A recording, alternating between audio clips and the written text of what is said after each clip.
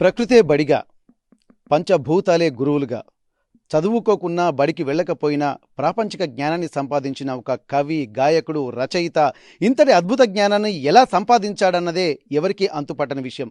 ఇప్పటికీ కూడా తను పుట్టినటువంటి గ్రామానికి రాష్ట్ర స్థాయిలోనే కాదు దేశ స్థాయిలో గుర్తింపు తీసుకొచ్చినటువంటి ప్రముఖ తెలంగాణ రాష్ట్ర గీత రచయిత అందశ్రీ గారు హఠాన్మరణం చెందడాన్ని కూడా ఇక్కడ ఉన్నటువంటి గ్రామస్తులు జీర్ణించుకోలేకపోతున్నారు. తమ ఊరికి పుట్టిన గ్రామానికి ఒక పేరు ప్రఖ్యాతులు తీసుకొచ్చినటువంటి అందశ్రీ తమ ఊరిలో పుట్టడం కూడా తమకు అరుదైన గౌరవంగా ఉన్నటువంటి వాళ్ళందరూ కూడా భావిస్తున్నటువంటి పరిస్థితి. ప్రస్తుతానికి అందశ్రీ పుట్టినటువంటి గ్రామంలో ఉన్నాము. సిద్దిపేట జిల్లా మద్దూరు మండలం రేబర్తి గ్రామంలో మనం ఉన్నాము. అందశ్రీ తన జ్ఞాపకాలకు చెప్పుకోవడానికి కూడా ప్రస్తుతం ఇప్పుడు మనం చూస్తున్నటువంటి ఇల్లు ఒక చాలా 30 ఏళ్ళ క్రితం కట్టినటువంటి ఒక చిన్న బంగళా. కానీ దీంట్లో కూడా ఎవరు నిరాశ్రయులుగా ఉంటారో వారు మాత్రం ఆశ్రయం పొందడానికి కూడా ఇది ఉపయోగించుకుంటున్నారు. ఇప్పటికీ ఎంతోమంది కూడా ఇక్కడ ఉంటున్నారు.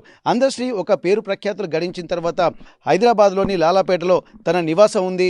అక్కడ తనకు ప్రభుత్వం కూడా గట్కేసర్ దగ్గర కొంత భూమిని కేటాయించింది. ఇక్కడ తెలంగాణ రాష్ట్రం ఏర్పడిన తర్వాత అనేక విధాలుగా తెలంగాణ మలిదశ ఉద్యమంలో ఎంతో గొప్పగా తన పాటలతో మాటలతో తెలంగాణ ఉద్యమాన్ని ఉర్రుతొలగించడమే కాకుండా తెలంగాణ రాష్ట్ర గీతాన్ని రచించి ఒక తెలంగాణకు ఒక అస్తిత్వాన్ని చేకూర్చినటువంటి అందశ్రీ మరణం పట్ల ఒక దిగ్భ్రాంతికి గురవుతున్నటువంటి పరిస్థితి. ప్రస్తుతానికి గ్రామస్తులతో మనం మాట్లాడదాం. వారికి ఉన్నటువంటి అనుబంధం ఎలాంటిది, అందశ్రీ తనతో చిన్నప్పుడు ఎలా ఉండేటువంటి వారు, వారి బంధువులు అలాగే స్నేహితులు, అందశ్రీ గురించి విని ఎంతో ఇన్స్పైర్ పొందినటువంటి యువకులు కూడా మనతో ఉన్నారు. ఒక్కసారి వారితో మనం మాట్లాడదాం.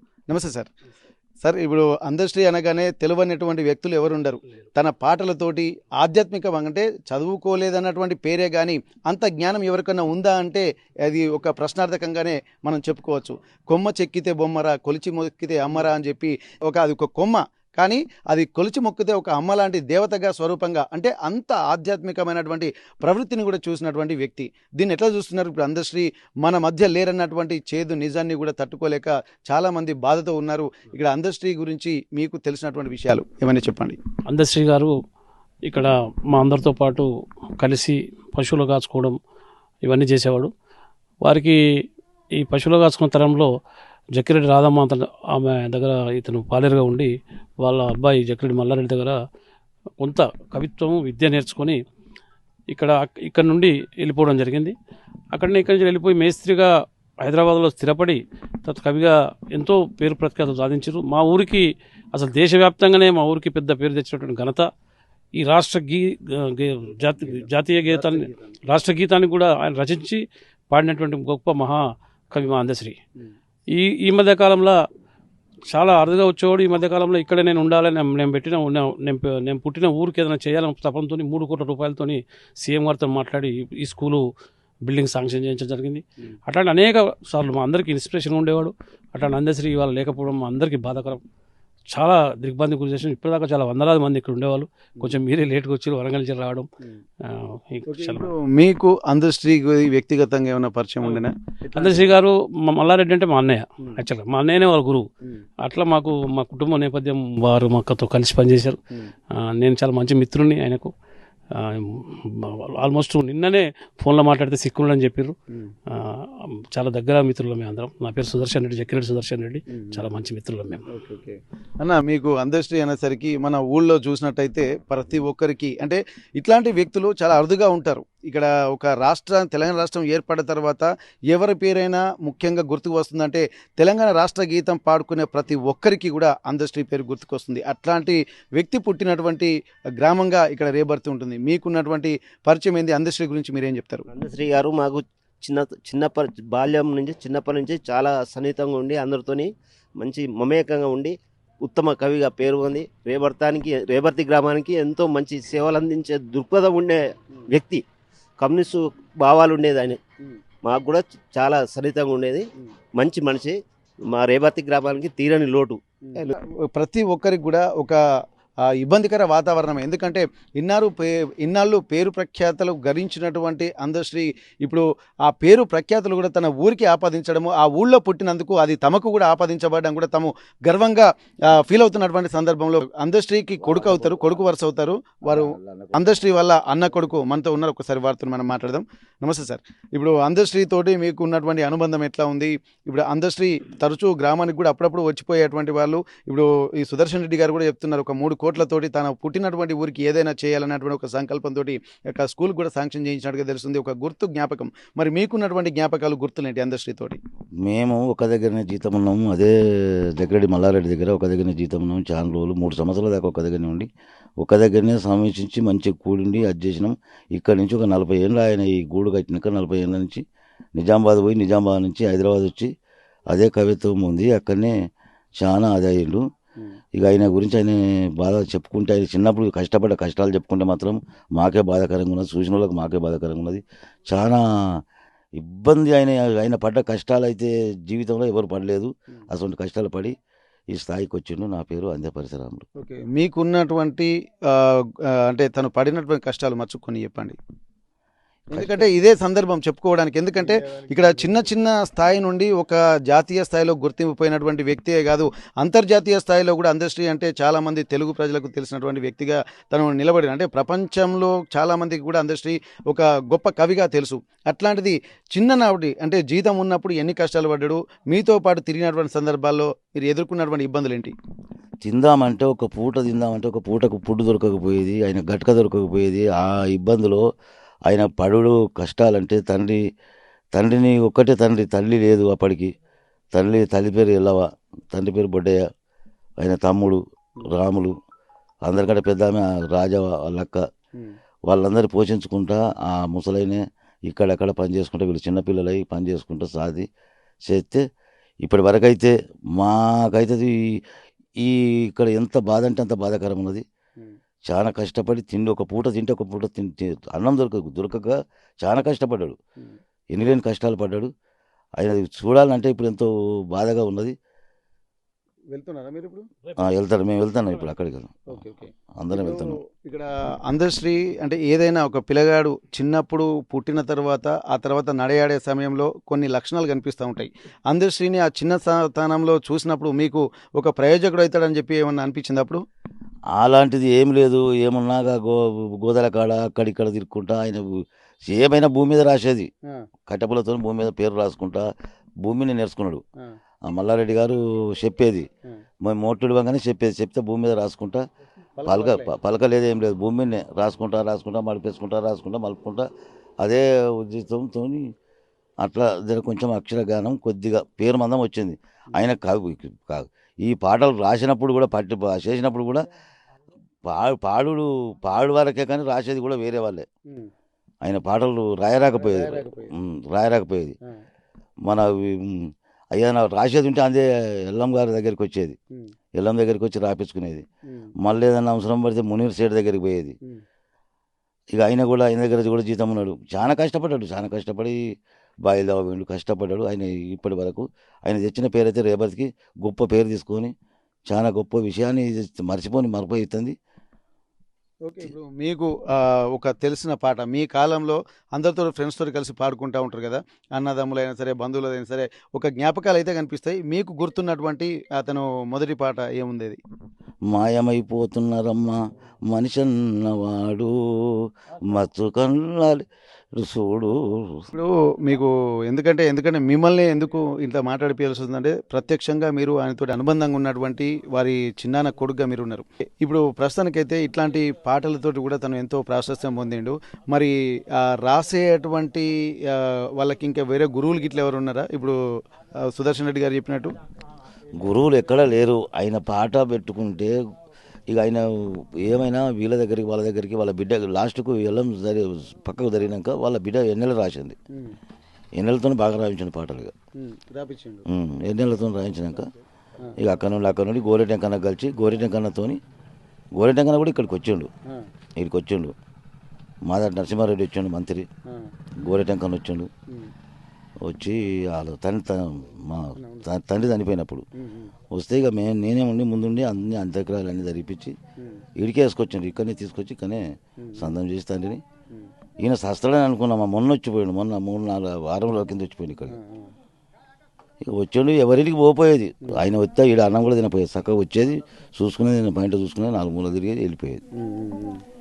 అంతే విషయం ఆయన. ఓకే ఓకే అన్న, మీ పేరేంటి అసలు? అన్న అందశ్రీ గారితో మీకున్నటువంటి అనుబంధం ఏంటంటే, ఇప్పుడు అందశ్రీ అంటే తెలియనటువంటి వాళ్ళు తన పరిచయం ఉంటే చాలు ఒక గ్రేట్గా ఫీల్ అవుతున్నటువంటి సందర్భాలు. పెద్ద పెద్ద పొలిటీషియన్స్ నాయకులు కూడా అందశ్రీ పరిచయం ఉందంటే వాళ్ళు నిజంగా ఒక సరస్వతి పుత్రుడే తమతో ఉన్నట్టుగా భావిస్తున్నటువంటి సందర్భాలు. మీకు ఎట్లా అనిపిస్తుంది? అందశ్రీ చిన్నప్పటి నుంచి మాకు తెలుసు. అయితే పశువుల కాపరు పశువులను కాసిండని తెలుసు అదంతా. ఎందుకంటే వీళ్ళు పెద్దలు చెప్తుందంటే మాకు తెలుసు. తర్వాత ఏమైందంటే ఆయన అష్ట కష్టాలు పడి తిండికి లేకుండా అప్పుడు ఉండి తర్వాత ఏం చేసిండంటే మేస్త్రి పని నేర్చుకున్నాడు. మేస్త్రి పని నేర్చుకుని మేస్త్రి పనులను లేకుంటే పశువుల కాపరు ఉన్నప్పుడు మాటలను అల్లిక చేసి పాటల రూపకంగా పాడి దాన్ని అదే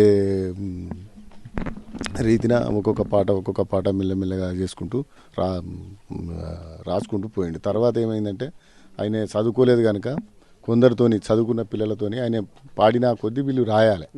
ఇక్కడ పోషమ్మ చెట్టు అని ఉంటుంది, ఆడికి వచ్చి ఆయన మేస్త్రి పని చేసిన మధ్యాహ్నం తర్వాతను సాయంత్రం వచ్చి ఆయనకు వేరే అలవాటు లేవు, తాగుడు అవి ఏం లేకుండా అవి వచ్చి ఆ పిల్లలు ఆడ కూర్చుంటే ఆడ ఎండాకాలం అక్కడ ఉందాం, అక్కడ ఎవరు రాస్తారో వాళ్ళని చూసి వాళ్ళతోనే ఆ పాటలు రాయించుకునేది.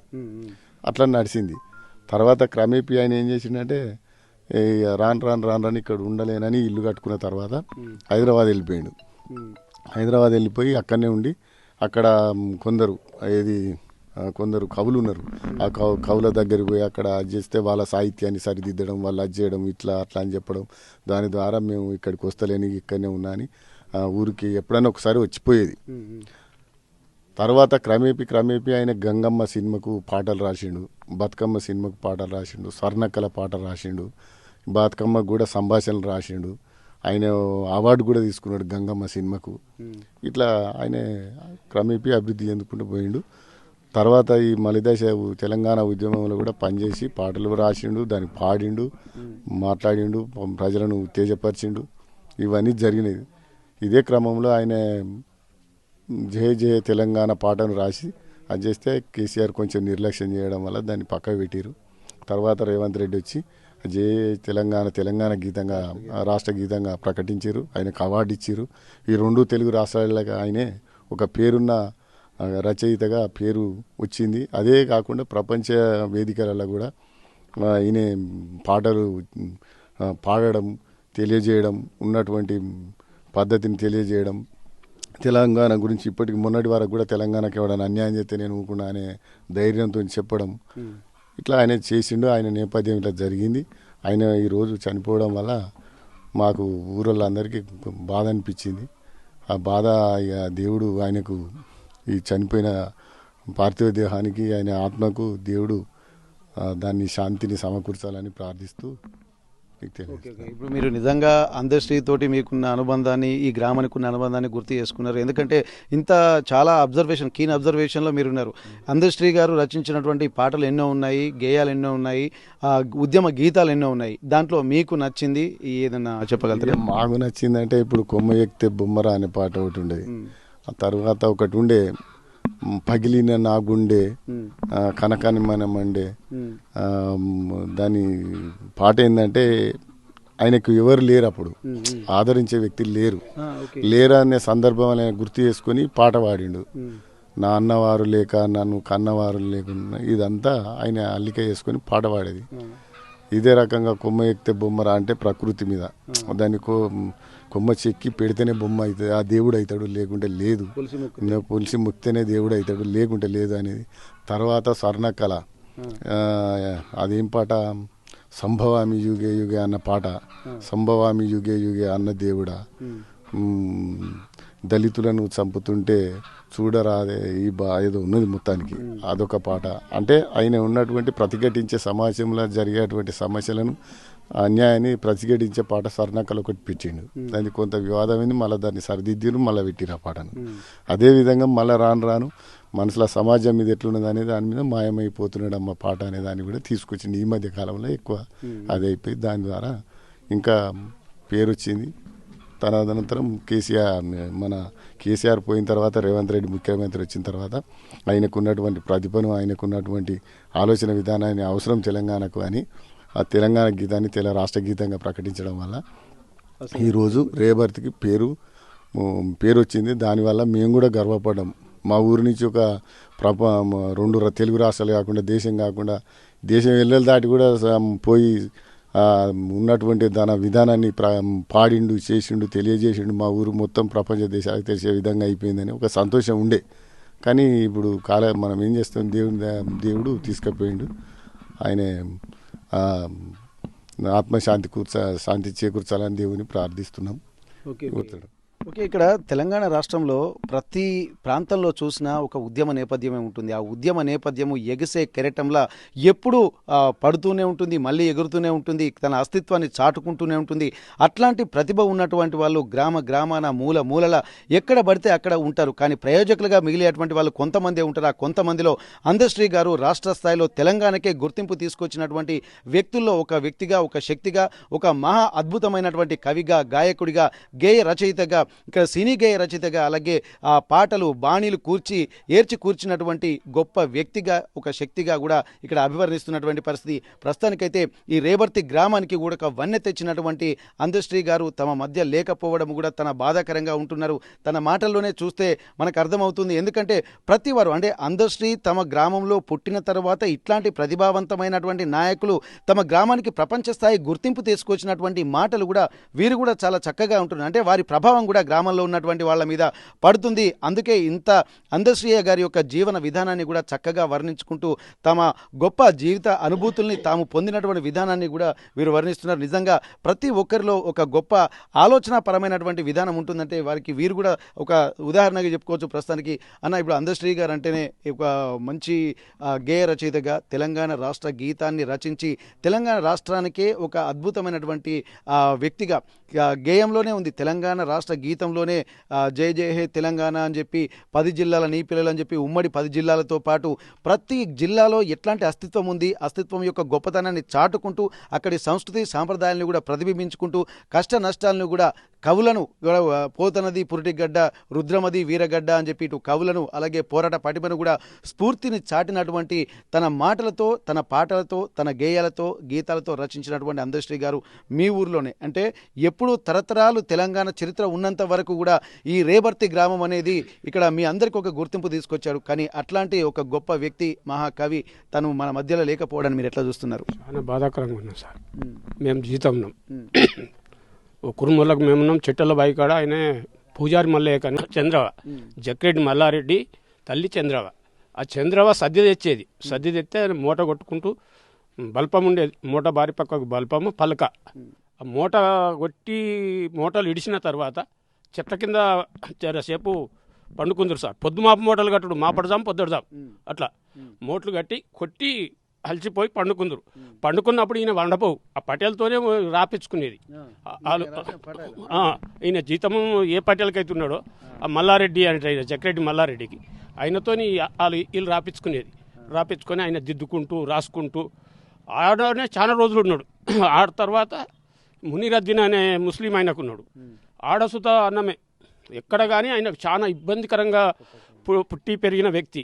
ఎలాంటి బయటి పోదన లేని వ్యక్తి. జాగభూమి లేదు, ఆహారం తినటానికి అన్నం లేదు. అప్పుడు చాలా అఘోరమైన కరువులు అయ్యి ఆ కరువులలో గట్క తినుకుంటూ మూట కొట్టుకుంటూ ఆ ప్రకారంగా బతికి ఆయన ఎసుంటి మాంసాహారాలకే కానీ మత్తు ప్రాణీయాలకు బానిసగాలే. ఏది తాగపోవు, ఏది తినపోవు. ఆయన కాలి వంకాయ కూర శాకాలతోనే సాకారం వేసేసేది. తను ఉన్న నేపథ్యం చూస్తేనేమో ఒక ఎస్సీ సామాజిక వర్గానికి చెందినటువంటి వ్యక్తి, కానీ తను మాత్రం ఒక ఉన్నతమైనటువంటి గొప్ప వ్యక్తిగా తన జీవన విధానాన్ని అంటే ఎట్లాంటి మత్తు పదార్థాలకు బానిస కాకుండా ఈ గ్రామాలలో ఉన్నటువంటి యువకులు అంత సిస్టమేటిక్గా అది చదువుకోని వ్యక్తులు ఉండడం అనేది అసాధ్యం. అట్లాంటిది తను ఒక బ్రాహ్మణుడి లాగా బతికినటువంటి సందర్భాలు కూడా మీరు చెప్తుంటే ఇప్పుడు మాకు అర్థమవుతుంది. ఇట్లాంటి వ్యక్తి ఈ విధంగా ఆ చిన్నప్పుడు పాటలు రాస్తున్నటువంటి సమయంలో మీకు గుర్తున్నటువంటి పాటలు ఏమైనా ఉన్నాయా? నేను స్టడీ లేదు సారు.